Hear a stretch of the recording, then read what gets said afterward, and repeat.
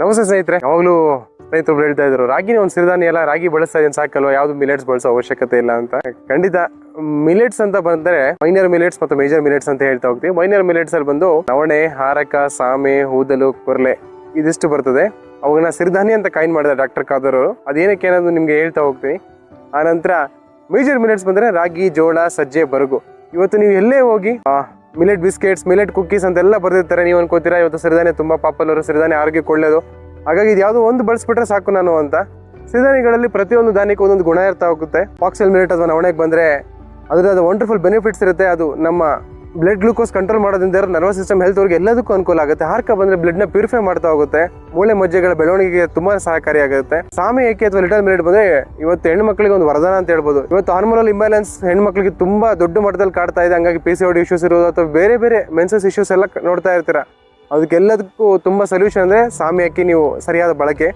Next ಊದಲಕ್ಕಿ ಬಂದ್ರೆ ನಮ್ಮ ductless glands ಏನಿದೆ, ಥೈರಾಯ್ಡ್ ಇರ್ಬೋದು ಅಥವಾ ಪೆಟ್ಯೂಟರಿ ಗ್ಲ್ಯಾಂಡ್ಸ್, ಪ್ರತಿಯೊಂದು ಈ ಡಕ್ಲೆಸ್ ಗ್ಲ್ಯಾಂಡ್ಸ್ ಏನು ಸರಿಯಾದ ರೀತಿಯಲ್ಲಿ ಫಂಕ್ಷನ್ ಮಾಡ್ಲಿಕ್ಕೆ ತುಂಬಾ ಸಹಕಾರಿಯಾಗಿರುತ್ತೆ ನಮ್ಮ ಊದಲು. ಅನಂತರ ಕೊರ್ಲೆ ಬಂದ್ರೆ ಇದು ಅತಿ ಹೆಚ್ಚು ಫೈಬರ್ ಇರೋದ್ರಿಂದ ಕಂಪ್ಲೀಟ್ ನಮ್ಮ ಮೆಟಬಾಲಿಸಮ್ ಹೆಲ್ತ್ಗೆ ಅನುಕೂಲ ಆಗುತ್ತೆ. ಹಾಗಾಗಿ ಇವತ್ತು ನಮ್ಮ ದೇಹಕ್ಕೆ ಏನ್ ಅಗತ್ಯ ಇದೆ ಅಂತ ನೋಡ್ತಾರೆ. ಬ್ಲಡ್ ಪ್ಯೂರಿಫೈ ಆಗಬೇಕಾ, ನರ್ವಸ್ ಸಿಸ್ಟಮ್ ಚೆನ್ನಾಗಿರ್ಬೇಕಾ, ಬ್ಲಡ್ ಗ್ಲೂಕೋಸ್ ಕಂಟ್ರೋಲ್ ಮಾಡ್ಬೇಕಾ, ಯಾವ್ದು ಬೇಡ ನಿಮ್ಗೆ ಹೇಳಿ. ನಿಮ್ಗೆ ಯಾವ್ದಾದ್ರು ಬೇಡ ಅಂದ್ರೆ ನಾ ಧಾನ್ಯ ಬಳಸಬೇಡಿ ಅಂತ ಹೇಳ್ತೀನಿ. ಈ 5 ಮೈನರ್ ಮಿಲೆಟ್ಸ್ ನೀವು ಪ್ರತಿ ಧಾನ್ಯನ 2 ದಿನ ಅಂತ ಬಳಸ್ತಾ ಹೋದ್ರೆ ನಮ್ಮ ದೇಹಕ್ಕೆ 2 ದಿನ ನರ್ವಸ್ ಸಿಸ್ಟಮ್ ಬೇಕಾಗಿರೋದೆಲ್ಲ ಸಿಗ್ತಾ ಹೋಗುತ್ತೆ. 2 ದಿನ ರಕ್ತ ಶುದ್ಧೀಕರಣಕ್ಕೆ ಸಿಗ್ತಾ ಆಗುತ್ತೆ.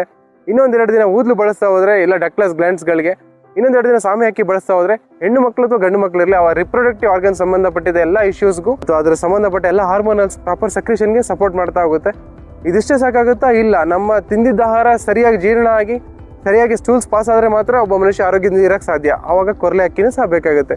ಹೀಗೆ ಪ್ರತಿ ಸಿರಿಧಾನ್ಯನೂ ಒಂದೊಂದು ವಿಶೇಷ ಗುಣಗಳಿಂದ ಇರೋದ್ರಿಂದ ಎಲ್ಲಾ ಧಾನ್ಯಗಳು 5 ಮಿಲೆಟ್ಸ್ ನೀವು ಬಳಸ್ತಾ ಹೋದಷ್ಟು ನಿಮ್ಮ ಆರೋಗ್ಯ ತುಂಬಾ ಚೆನ್ನಾಗಿ ಕಾಪಾಡುತ್ತೆ. ಹಾಗಾಗಿ ನಿಮಗೆ ಕ್ವಶನೇ ಬೇಡ, ಟೇಸ್ಟ್ ನೋಡ್ಲೇಬೇಡಿ.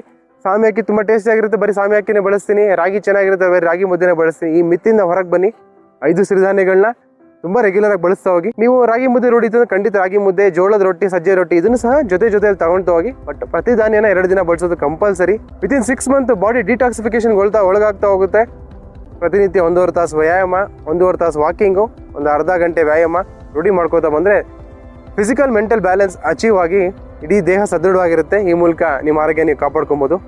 ಸರ್ವೇ ಜನ ಸುಖಿನೋ ಭವಂತು.